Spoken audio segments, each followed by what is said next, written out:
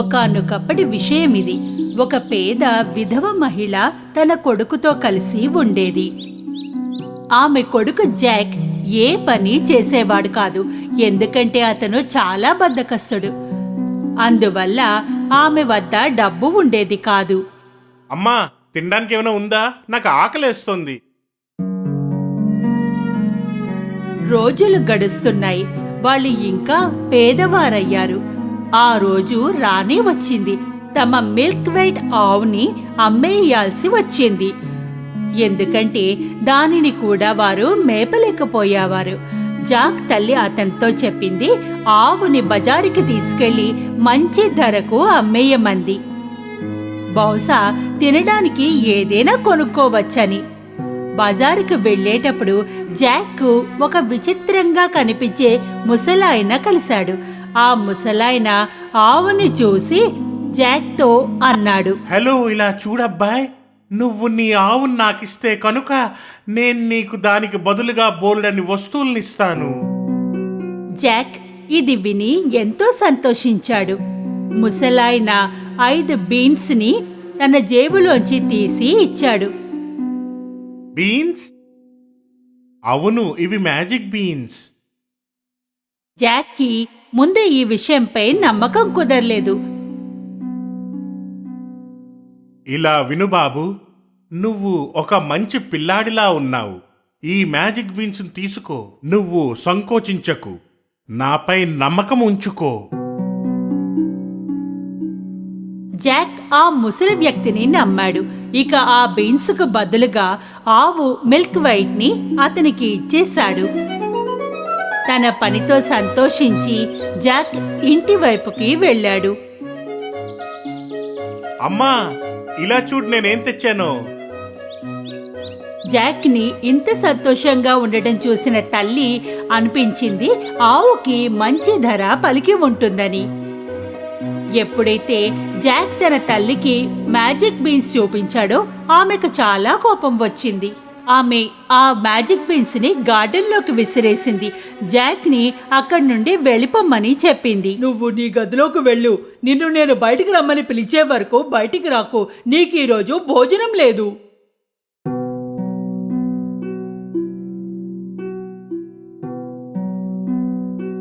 ఉదయం జాక్ తన కిటికీలోంచి బయటికి చూసి ఆశ్చర్యపోయాడు. అతని గది కిటికీ వద్ద అతను చూశాడు, మొక్కలు ఎంతో వేగంగా పెరుగుతున్నాయి.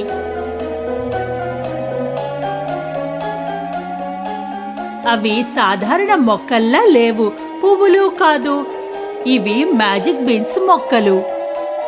జాక్ ఆ విశాలమైన బీన్ మొక్కల్లోకి ఒక్క గంతు గంతాడు. ఆ వంకర టెంకర మొక్కలపై మెట్లలాగా చేసుకుని ఎక్కసాగాడు. కొంత ఎత్తు వరకు ఎక్కాక ఒక విచిత్రమైన చోటికి చేరుకున్నాడు. అక్కడ అన్నీ చాలా పెద్దగా ఉన్నాయి. అతను ఒక పూలతో నిండిన మార్గాన్ని చూశాడు. దాని పక్కగా ఒక పెద్ద ఇల్లు ఉంది. జాక్ ఆ ఇంటి వైపుకు వెళ్ళాడు. అతను తలుపుని తట్టాడు. ఒక ఎత్తుగా ఉన్న మహిళ లోపల నుండి జవాబిచ్చింది. అది నేను మిమ్మల్ని అడగాలనుకున్నాను, మీ దగ్గర తినడానికి ఏమైనా ఉందా అని. ఉందిగా, కానీ నువ్వు నా భర్త వచ్చే ముందు నువ్వు ఇక్కడి నుండి వెళ్ళిపోవాలి. ఎందుకంటే నా భర్తకు చిన్న పిల్లలంటే ఎంతో ఇష్టం, వాళ్ళని తినేస్తాడు. జాక్ భయపడ్డాడు, కానీ ఆకలితో ఉన్నాడు. తినడానికి టేబుల్ పై కూర్చోగానే అతనికి ఏదో గంభీరమైన గొంతు బయట నుండి వినిపించింది. పిల్లల వాసన వస్తోంది. పచ్చిదా పండిందా నాకు ఏదైనా పర్వాలేదు, నేను వాణ్ణి తప్పక వెతుకుతాను. ఆ మహిళ జాక్ ని పిలిచింది. ఎప్పటికిప్పుడే అవెన్లోకి వెళ్ళి దాక్కో బాబు. జాక్ అవెన్లోకి వెళ్ళి దాక్కున్నాడు. ఆ రాక్షసుడు కిచెన్లోకి వెళ్ళి వాసన చూస్తున్నాడు. నాకు చిన్నపిల్లాడి వాసన వస్తోంది. మీరేమంటున్నారండి? బహుశా మీకు ఆ తియ్యటి సువాసన వస్తోందేమో. నిన్న నేను పెళ్లికి తినిపించాను. భోజనం అయ్యాక ఆ రాక్షసుడు బంగారు నాణాల్ని లెక్కించసాగాడు.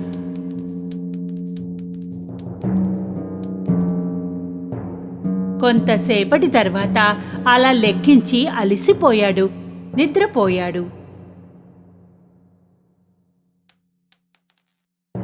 జాక్ అవెన్ నుండి బయటికి వచ్చాడు. అతను బంగారం ఉన్న బ్యాగ్ని తీసుకున్నాడు. ఆ బ్యాగ్ని బీన్ మొక్కల్లోకి విసిరేశాడు. నెమ్మదిగా చెట్టును పట్టుకుని కిందకి రాసాగాడు.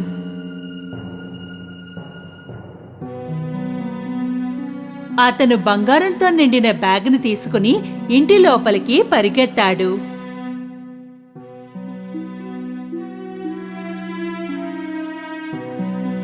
జాక్ తల్లి బంగారాన్ని చూసి చాలా సంతోషించింది. ఆ తర్వాత వాళ్ళెప్పుడు పేదరికాన్ని చూడలేదు. అయితే కొన్ని నెలల తర్వాత తెచ్చిన బంగారం అంతా అయిపోయింది. ఇంకో దారి లేనప్పుడు జాక్ మళ్లీ బీన్ మొక్కల్ని ఎక్కసాగాడు. ఆ రాక్షసుని ఇంటికి చేరుకున్నాడు. ఇంతకు ముందు నువ్వు వచ్చినప్పుడు బంగారం బ్యాగ్ ఒకటి దొంగిలించబడింది. అయినా కూడా ఆమె జాక్ని లోనికి రానిచ్చింది. కొద్దిసేపటికి రాక్షసుడు వచ్చాడు. నాకు పిల్లల వాసన వస్తోంది. పచ్చిదా పండిందా నాకు ఏదైనా పర్వాలేదు. నేను వాణ్ణి తప్పక వెతుకుతాను. రాక్షసుని గొంతు వింటూనే జాక్ అవెన్లోకి వెళ్లి దాక్కున్నాడు. భోజనం అయ్యాక రాక్షసుడు తన భార్యని కోడిని తెమ్మని అన్నాడు.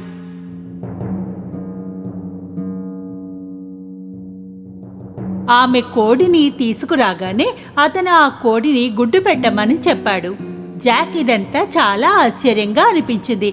ఆ కోడి బంగారపు గుడ్డు పెడుతోంది. ఇక రాక్షసుడు నిద్రపోగానే జాక్ అవెన్ నుండి బయటికి వచ్చి ఆ కోడిని తీసుకొచ్చాడు.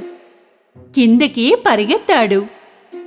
బంగారపు గుడ్డు వల్ల జాక్ ఇంకా వాళ్ళ అమ్మ మళ్లీ ధనవంతులయ్యారు. కానీ కొంతకాలం తర్వాత జాక్ మళ్లీ తన అదృష్టాన్ని పరీక్షించుకోవడానికి ఆ బీన్ మొక్కలపైకి మళ్లీ ఎక్కాడు. ఈసారి ఆ రాక్షసుని ఇంట్లో దాక్కుని కూర్చున్నాడు. ఆమె భార్య కూడా కనిపించలేదు. ఒక పెద్ద కాపర్ పాట్లోకి వెళ్లి దాక్కున్నాడు. కొంతసేపటి తర్వాత రాక్షసుడొచ్చాడు. నాకు పిల్లల వాసన వస్తోంది.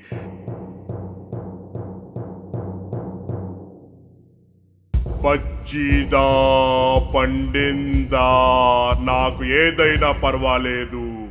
నేను వాణ్ణి తప్పక వెతుకుతాను. ఈసారి రాక్షసుని భార్య జాక్ ని పట్టుకోవడానికి ప్రయత్నించింది. ఒకవేళ పిల్లాడు ఉంటే అవెన్లో దాక్కున్నాడేమో. జాక్ ఇంకెక్కడో దాక్కున్నాడు. రాక్షసుడు అతని భార్య మొత్తం ఇల్లంతా వెతికారు. కానీ వాళ్ళకి పిల్లాడు దొరకలేదు.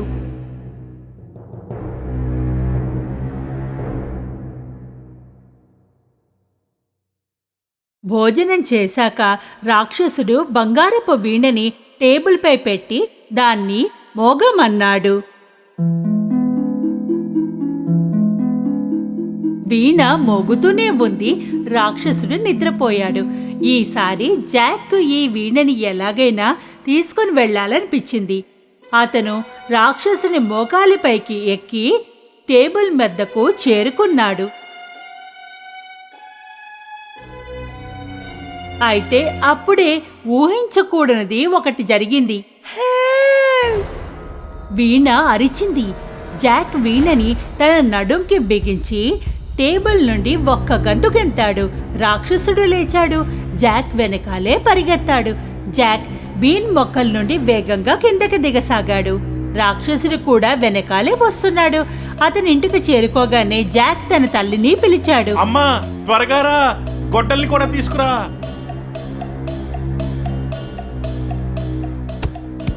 వాళ్ళు బీన్ చెట్లని నరకసాగారు.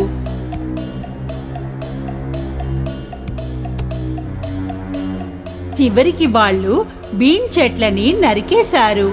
రాక్షసుడు నేలపై వచ్చి పడ్డాడు. వాళ్ళిద్దరూ రాక్షసుడి నుండి కాపాడబడ్డారు. ఓరి భగవంతుడా, మనం సురక్షితంగా ఉన్నాం. వాళ్ళు సురక్షితంగా ఉన్నారు. కాని జాక్కి తన పనికి పశ్చాత్తాపం కలిగింది. అతను తన పేరాస వల్ల ప్రాణాన్ని కోల్పోయేవాడు. అతను తన తల్లికి మాటిచ్చాడు, ఎప్పుడూ దొంగతనం చేయనని. ఆ మర్నాటి నుండి కష్టపడి పనిచేశాడు. ఆనాటి నుంచి జాక్ అతని తల్లికి పేదరికం ఎప్పుడూ ఎదురు కాలేదు. వాళ్ళ వద్ద బంగారం గుడ్డు పెట్టే కోడి ఉందిగా సాయపడడానికి. కానీ జాక్ కూడా పని చేయడం మొదలుపెట్టాడు.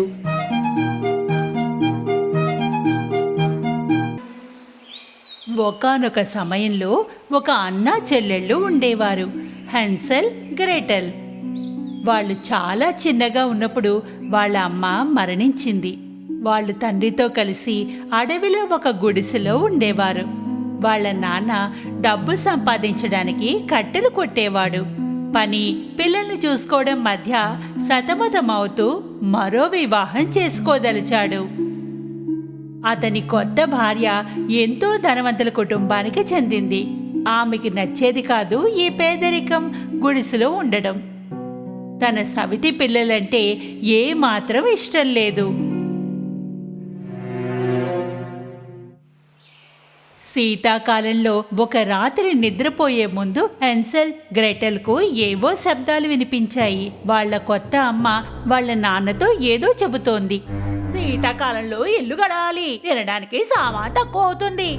ఈ పిల్లల్ని పంపించేసేయి, లేకపోతే మనమంతా చచ్చిపోతాం. వాళ్ళ నాన్న గట్టిగా మాట్లాడాడు.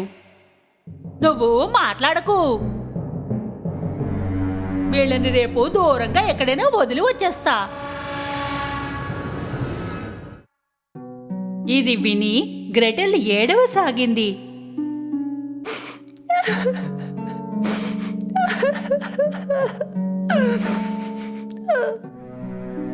హెన్సెల్ ఓదార్చాడు. నీవు బాధపడకు గ్రెటెల్, మనం ఇంటికెళ్లే మార్గాన్ని వెతుక్కుందాం కదా. ఆ రాత్రి హెన్సెల్ బయటికి వెళ్లి చిన్న చిన్న రాళ్ళని జేబు నిండా నింపుకుని వచ్చాడు.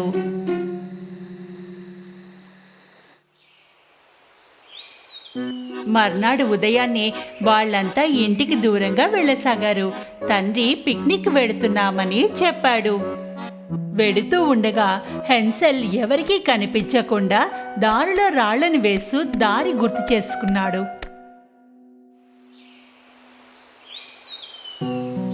సాయంత్రం కాగానే బాన్ఫైర్ అంటించి తల్లిదండ్రులిద్దరూ ఇప్పుడే వచ్చేస్తామంటూ వెళ్ళిపోయారు.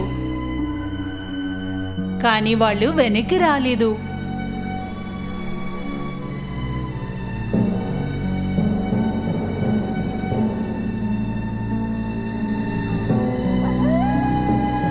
రాత్రి కాగానే అడవి జంతువులు మరింత అరవసాగాయి. వీటన్నింటినీ వింటూ హెన్సెల్, గ్రెటెల్ అక్కడే మంట దగ్గరే కూర్చుని ఉండిపోయారు, చంద్రుడు కనిపించే వరకు. అప్పుడు తను వేసిన రాళ్లను చూసుకుంటూ ఇంటివైపు వెళ్ళసాగారు. భలే మంచి పని చేసావు హెన్సెల్, నువ్వు చాలా తెలివైన వాడివి. వాళ్ళిద్దరూ ఇంటికి చేరగానే తండ్రి ఆశ్చర్యపోయాడు, చాలా సంతోషించాడు. ఇక తల్లి సంతోషించినట్లుగా చూపించింది, కానీ అంతా నాటకం. ఆమె ఏమాత్రం సంతోషించలేదు.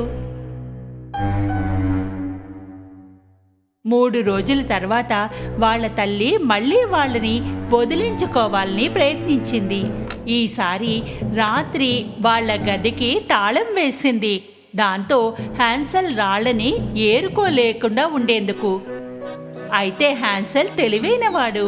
ఈసారి వెడుతూ అతను బ్రెడ్ ముక్కల్ని తన పాకెట్లో ఉంచుకుని దారికి గుర్తుగా పడేశాడు.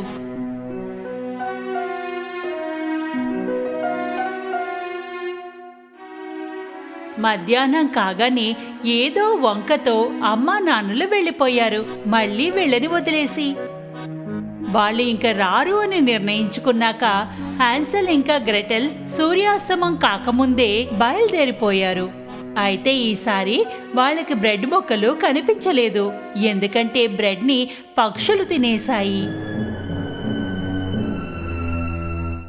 గ్రెటెల్ ఏడవసాగింది. హాన్సెల్ కూడా కంగారు పడ్డాడు. ఇప్పుడు ఈ ఇద్దరు దారి తప్పారు. తిండి లేదు, నీళ్లు లేవు, పైగా ప్రాణానికి సంకటం. వాళ్ళు 3 రోజులు ఇలాగే నడుస్తూ ఉన్నారు. 3వ రోజు వాళ్ళకి ఒక తెల్లటి పక్షి కనిపించింది. అది వీళ్ళకి పాట వినిపించింది.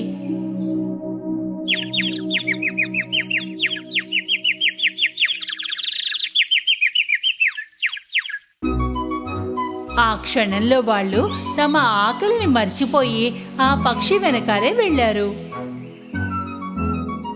అలా వెనకాలే వెడుతూ ఒక విచిత్రమైన ఇంటిని చేరుకున్నారు. ఆ ఇంటి తలుపులు బ్రెడ్వి, పైకప్పు, కిటికీలు క్యాండీలతో కట్టినవి. అన్ని వైపులా క్రీమ్ ఉంది. హాన్సెల్ గ్రెటెల్ సంతోషాన్ని తట్టుకోలేకపోయారు. మొత్తం అలసడిని మర్చిపోయి ఆ ఇంటి వైపు పరుగులు తీశారు. అక్కడ ఏదైనా తినడానికి వెళ్ళగానే లోపల నుండి మాటలు వినిపించాయి. అరే, ఎవరు కొరుకుతున్నారు నా ఇంటిని? వాళ్ళకి తలుపు దగ్గర ఎంతో చక్కటి మామ కనిపించింది. ఆమెకి జరిగిందంతా చెప్పారు. ఆమె వాళ్ళిద్దరినీ లోపలికి పిలిచింది. ఇంటి బయట లోపల స్థితి పూర్తిగా భిన్నంగా ఉంది. లోపల చీకటిగా ఉంది. మనసుకి బాధగా ఉంది. కానీ ఆకలి బాధ. వాళ్ళిద్దరూ ఎక్కువ ఏమీ ఆలోచించలేదు. ఆ మామ వాళ్ళకి వేరువేరు రకాల వంటకాలు పెట్టింది. అలాంటి వంటకాలు మునుపెన్నడూ వాళ్ళు తినలేదు. రాత్రి వాళ్ళు పడుకున్న పరుపు ఎంతో మెత్తగా ఉంది. ఉదయం లేవగానే చూస్తే ఆ మామ ఎక్కడా కనిపించలేదు. వాళ్ళిద్దరూ వెతకసాగారు. అక్కడ వాళ్ళకి ఒక చిన్న తలుపు కనిపించింది. లోపలికి వెడితే బస్తాలతో ఖజానా ఉంది. ఇద్దరూ ఆశ్చర్యపోయారు. హాన్సెల్ ఇంకా దగ్గరగా వెళ్లి చూశాడు. అప్పుడే వాళ్ళకి మళ్ళీ మాటలు వినిపించాయి. ఏం పిల్లలు, ఏం చేస్తున్నారు? వెనక్కి చూడగానే ఆ మంత్రగత్తె వెనకాల నిలబడి ఉంది. వాళ్ళకి అర్థమైంది ఆ మామ ఒక మంత్రగత్తె అని. ఆ పిల్లలని తన జైలుకు తీసుకెళ్ళడానికి సిద్ధంగా ఉంది. వాళ్ళు పారిపోవాలనుకున్నారు, కానీ తలుపు మూసుకుపోయింది. మంత్రగత్తె హాన్సెల్ జుట్టును పట్టుకుంది, పంజరంలో పడేసింది. గ్రెటెల్ని కిచెన్లోకి ఈడుస్తూ లాక్కొచ్చింది. నీ అన్న సన్నగా ఉంటాడు, వాడిని లాగా చేయడానికి వంట చెయ్యి. లావెక్కితే వాడిని తినడంలో నాకు మజా వస్తుంది. కానీ నువ్వేమీ తినకు, కేవలం వాడు మాత్రమే తింటాడు.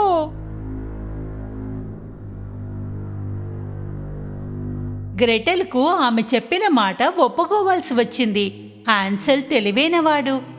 మంత్రగత్తెని మోసం చేయడానికి మార్గం ఆలోచించాడు. ప్రతి రాత్రి మంత్రగత్తె నిద్రపోగానే పంజరం కింద మట్టిని తవ్వేవాడు. మంత్రగత్తె ప్రతిరోజు చూస్తుండేది హాన్సెల్ లావెక్కాడా లేదా అని. హాన్సెల్ ఏమీ తినేవాడు కాదు. మొత్తం భోజనం ఆ గోతిలో వేసేవాడు. మరోవైపు గ్రెటెల్కి ఇంకా భోజనం వండమని చెప్పేది. ఎన్నో రోజులు ఇలాగే సాగింది. లావెక్కినా సన్నగా ఉన్నా, ఈరోజు హ్యాన్సల్ పై వండుతాను ఆమె గ్రెటెల్కి చెప్పింది. కిచెన్లోకి వెళ్ళి చూడు, పిండి ఉడికిందో లేదో. గ్రెటెల్ భయపడింది, కానీ హ్యాన్సెల్లా ఆమె కూడా తెలివైందే. ఆమెకి అర్థమైంది మంత్రగత్తె హ్యాన్సెల్ని అవెన్లో తోసేస్తుందని. నా తల లోపలి పట్టడం లేదు, పిండి కనిపించడం లేదు అని గ్రెటెల్ అంది.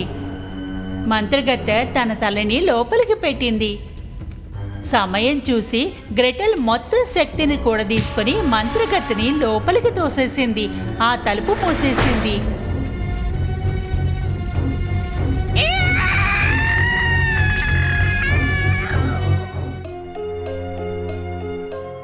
గ్రెటెల్కి తెలుసు తాళం ఎక్కడ ఉందన్నది.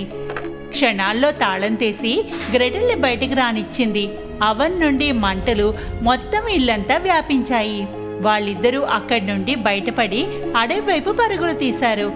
ఎక్కడికి వెళ్లాలో వాళ్ళకి తెలియడం లేదు. కొంతసేపటి తర్వాత వాళ్ళకి ఒక నది కనిపించింది.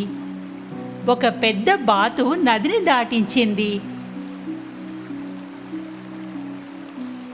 వాళ్ళిద్దరూ అటు ఇటు చూస్తే వాళ్ళకి తెలిసింది ఎక్కడ ఉన్నారన్నది. వాళ్ళు పరిగెత్తుతూ ఇంటిని చేరుకున్నారు. పిల్లల్ని చూసిన తండ్రి చాలా సంతోషించాడు. ఏడుస్తూ అతను చెప్పాడు, వాళ్ళిద్దరినీ అడవిలో వదిలిపెట్టి వచ్చిన కొద్ది రోజులకే వాళ్ళ అమ్మ పుట్టింటికి వెళ్ళిపోయిందని. వాళ్ళిద్దరి కోసం ఎంతో వెతికినా కనిపించలేదని చెప్పాడు. ఇద్దరు పిల్లలు వాళ్ళ నాన్నని ఎంత ప్రేమించారంటే అన్నీ మర్చిపోయారు. అయితే తండ్రికి ఒక సర్ప్రైజ్ తెచ్చారు. వాళ్ళు తమ జేబులో నుండి బోలెడు వజ్రాలు, ముత్యాలని తీశారు. మంత్రగత్తె ఇంట్లో దొరికినవి. తండ్రి వీటిని చూసి ఆశ్చర్యపోయాడు. వాళ్ళకి ఇంకా ఎలాంటి కష్టం కలగలేదు. సంతోషంగా జీవించసాగారు.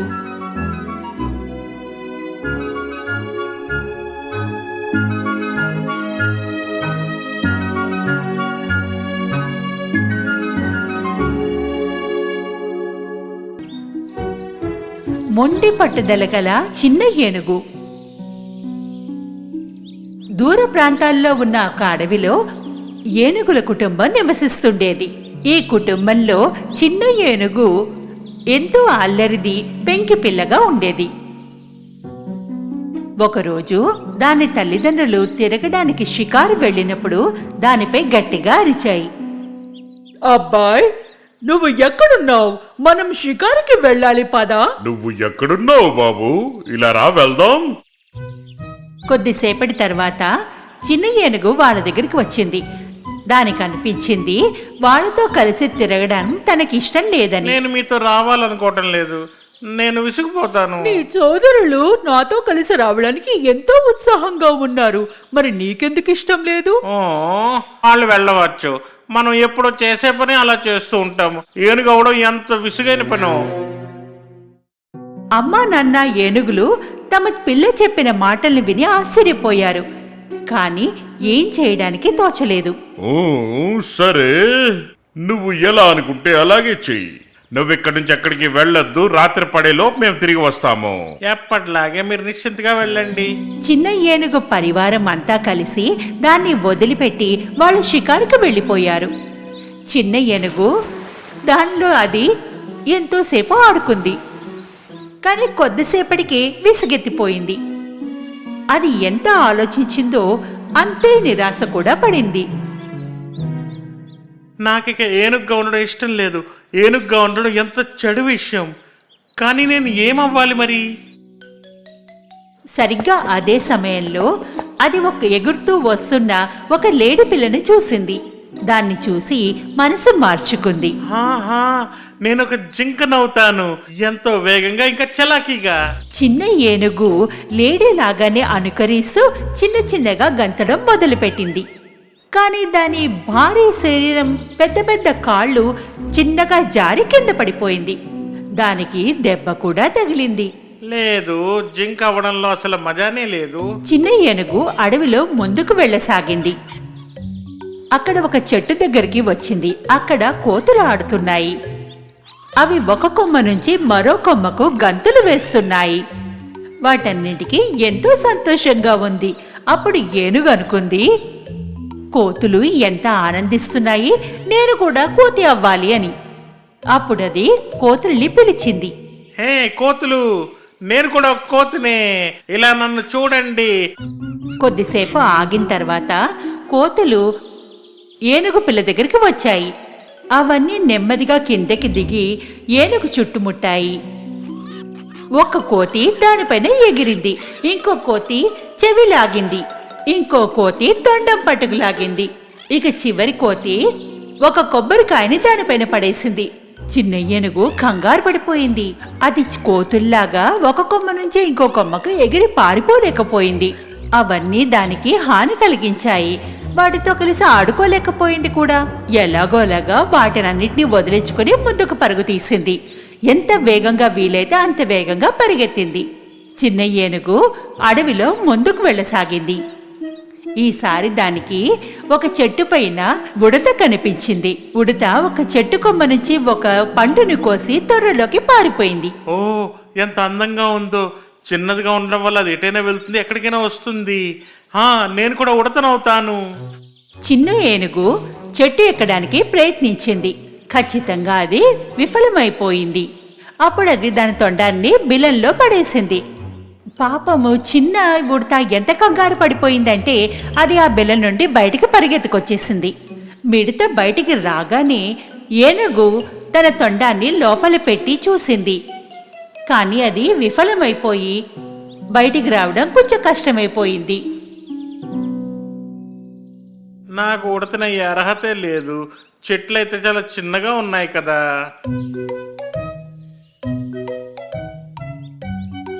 చిన్న ఏనుగు తన ఇంటికి ఇప్పుడు చాలా దూరంలో ఉంది. ఇంకొంచెం ముందరికి వెళ్ళాక దానికి ఒక అందమైన చిలుక కనిపించింది. ఆ చిలుక ఒక చెట్టు నుండి మరో చెట్టుకి ఎగరసాగింది. చిన్న ఏనుగుకు దీన్ని చూసి ఎంతో సంతోషంగా అనిపించింది. నేను రామచిలుకను అవ్వాలనుకుంటున్నాను. మరి నువ్వు నాకు ఎగరడం నేర్పిస్తావా? తప్పకుండా అవి నేర్పించగలను. రెండూ కలిసి నది ఒడ్డు దాకా వెళ్లి అక్కడి ఎత్తైన కొండ మీదకి వెళ్ళాయి. ఇక ఇప్పుడు చూడు, నేను ఎలా ఎగురుతాను. పక్షి దాని రెక్కల్ని విప్పి ఆకాశంలో నెమ్మదిగా ఎగరడం మొదలుపెట్టింది. చిన్న ఏనుగు కూడా దాన్ని అనుకరించాలని చూసి కొండపై నుంచి కింద పడిపోయింది. చిలుక తన రెక్కలతో ఎగురుతుంది. చిన్న ఏనుగు గాలితో కింద పడిపోయింది. అక్కడ ఒక చిన్న చెరువులో పడిపోయింది. అదృష్టవశాత్తు బయటపడింది. ఒడ్డుకు చేరుకుంది. దాని ఒళ్ళంతా మట్టి అంటుకుంది. దాని ఒళ్ళంతా నొప్పి కూడా పెడుతోంది. నువ్వు ఏనుగ్గానే ఉండాలి నా మిత్రమా. అప్పుడు చిలుక దాని పక్కనే ఎగరడం మొదలుపెట్టింది. సరిగ్గా అప్పుడే కొండపై ఉన్న ఒక పక్షి తన గూడు నుండి బయటికి వచ్చి కింద జారి పడిపోయింది. ఆ కంగారులో దాని తల్లి కూడా కిందకి ఎగిరింది. అది నీటిపైన ఎగురుతూ గట్టిగా అరవసాగింది. ఎవరైనా నాకు సాయం చేయండి, నా బిడ్డని కాపాడండి. చిన్న ఏనుగు వెంటనే ఆ నీటిలోకి దూకింది. వెంటనే తన తొండాన్ని నీళ్లలోకి పెట్టి ఆ పక్షిని వెతకసాగింది. కొద్ది సెకండ్లోనే తన తొండం బయటికి తీసింది. దానిలో చూడగానే ఆ చిన్న పిచ్చుక ఆ తొండంలో ఇరుక్కుని ఉండిపోయింది. వాడు బ్రతికే ఉన్నాడు, వాడు బ్రతికే ఉన్నాడు. చిన్న ఏనుగు జాగ్రత్తగా ఆ పిల్ల పక్షిని ఒడ్డున పెట్టింది. తల్లి పక్షి ఎగురుతూ దాని పక్కకే వచ్చింది. భగవంతుడి దయ వల్ల నువ్వు ఎక్కడే ఉన్నావో, నువ్వే గనుక లేకపోయింటే నా బిడ్డ ఏమయ్యేదో. ఈ మాటలు వినగానే చిన్న ఏనుగు ఎంతో సంతోషించింది. దానికెంతో గర్వంగా ఉంది. నేను గనక ఈ రోజు ఏనుగురు కాకపోయిండుంటే ఈ పక్షిని కాపాడి ఉండేదాని కాదు. నాకు అనిపిస్తుంది నేను ఏనుగ్గానే ఉండాలి అని. సుమారుగా అప్పటికి అర్ధరాత్రి అయిపోయింది. ఏనుగు ఇంటికి ఎంతో దూరంలో ఉండిపోయింది. ఈ విషయంకి దానికి చాలా భయంగా అనిపించింది. అది వెనక్కి వెళ్తూ దారిలో ఎగురుతున్న పక్షిని చూసింది. చెట్టు త్వరలో ఉన్న మిడత కూడా బయటకు చూసింది. కోతులు ఒక కొమ్మ నుంచి ఇంకో కొమ్మకి ఎగురుతూ ఉండడం చూసింది. ఎగురుతున్న జింకను కూడా చూసింది. కానీ అది ఎవరి గురించి ఆలోచించలేదు. అది కేవలం దాని కుటుంబం గురించే ఆలోచించింది. తన మూర్ఖత్వంతో అందరినీ ఎంతో బాధ పెట్టిందని గుర్తించింది. అది ఇప్పుడు ఒకే ఒక్క మాట చెప్పాలనుకుంది, అందరినీ క్షమించమని అడగాలని.